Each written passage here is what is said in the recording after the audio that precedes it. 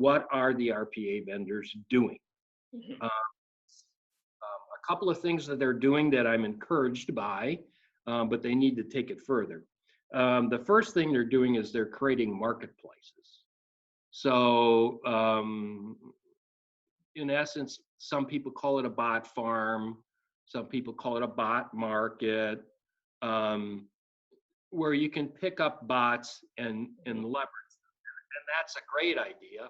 Unfortunately, the bots from one vendor don't work with the bots of another. So that's a bit of an issue.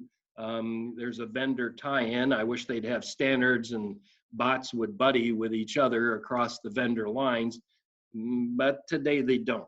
So what I see them doing is creating these bot markets. That's a good thing, because now you're organizing the bots instead of just willy-nilly creating them, and you can actually share them and reuse them now if you have a marketplace. So that's a good thing.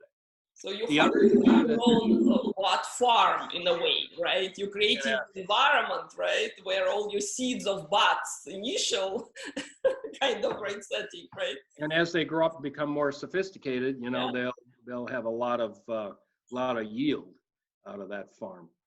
The other thing that they're doing is they're taking business functions and they're automating them. And this is where they start stepping into the process world. So you'll see RPA vendors providing accounts payable bots, all linked together to do certain function.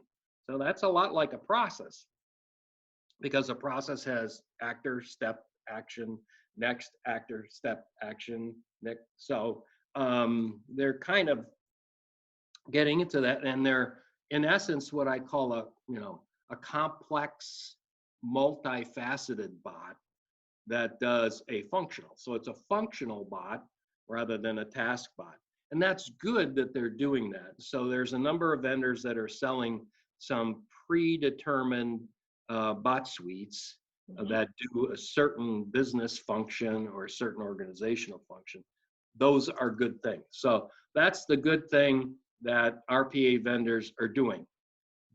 What I don't see them doing, other than partnering with BPM vendors, because that fits into that, creating that complex hybrid bot, I don't see them partnering with AI vendors often.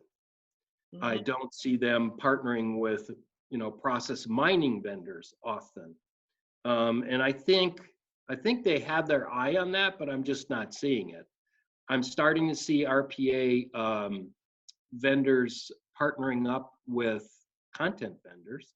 So if you take a look at content, when you talk about content capture all the way through to the linking it to a process, I mean, that's a perfect spot for RPA to do some meaningful work. So I am seeing the partnering there. So what I'd like the RPA vendors to do to grow and become more useful for customers is have a strategic plan for partnering. And there are powerful combinations that do work together, and I've documented that in a number of blog posts. So there's what I call pairs and triplets that work very well together, and we do pairs and triplets until we get to a digital business platform, which can do many things, all in under one cover.